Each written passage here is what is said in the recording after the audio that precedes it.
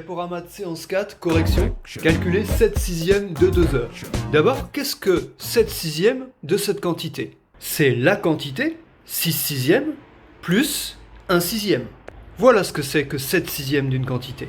Appliquons-le ici. 7 sixièmes de 2 heures, c'est donc 2 heures plus 1 sixième de 2 heures. 1 sixième de 1 heure. 1 heure divisé par 6, ça fait 10 minutes. Donc 1 sixième de 2 heures, ça fait 20 minutes. 7 sixièmes de 2 heures, c'est donc 2 heures et 20 minutes. Un diagramme semi-circulaire, c'est un diagramme qui a la forme d'un demi-disque. Donc la surface totale de ce demi-disque représente une fréquence de 100%, soit un angle de 180 degrés, un angle plat.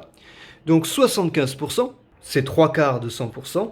Donc l'angle en degrés qui correspond à 75%, ce sera 3 quarts de 180 degrés, 135 degrés. Alors déjà, cette expression, elle est en centimètres carrés. Vous savez que l'aire d'un disque de rayon petit r, c'est pi fois r fois r. Donc comme le résultat est en centimètres carrés, c'est qu'on a multiplié pi par 4 cm par 4 cm.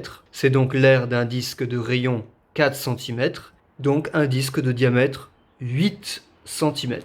Alors, un triangle isocèle, c'est un triangle qui a au moins deux côtés de la même longueur. On vous dit que l'un de ces angles mesure 70 degrés. Deux possibilités. Soit c'est un angle qui touche ce qu'on appelle la base dans un triangle isocèle. Vous avez le sommet principal qui est le sommet commun aux deux côtés de la même longueur. Le côté qui est opposé à ce sommet, on l'appelle la base. Ici, ça, c'est ce qu'on appelle la base.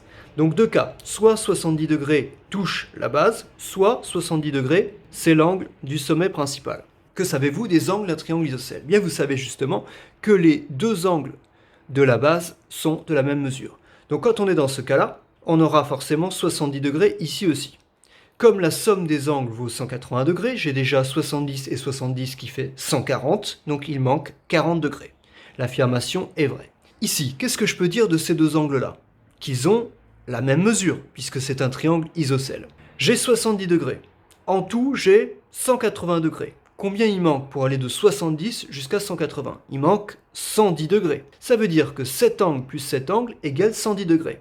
Donc chaque angle mesure la moitié de 110 degrés, soit 55 degrés chacun. Donc dans tous les cas, on peut calculer les mesures des deux autres angles. Cette affirmation est vraie. Quelle figure ce script permet-il d'obtenir? Effacer tout, c'est pour faire disparaître tous les tracés d'un programme exécuté précédemment. Relever le stylo, ça veut dire que le lutin se déplace sans laisser de traces. Aller à x0, y0, c'est le point origine qui est ici. Ça y est, le stylo est en position d'écriture. Aller à 20 en abscisse, 0 en ordonnée. Donc ici, le stylo est en position d'écriture. Ensuite, on relève le stylo et on va à 20, 20. Donc ici, sans laisser de traces. Le stylo est de nouveau en position d'écriture, on va à 0, 20, donc ici, on relève de nouveau le stylo et on va à 0, 0.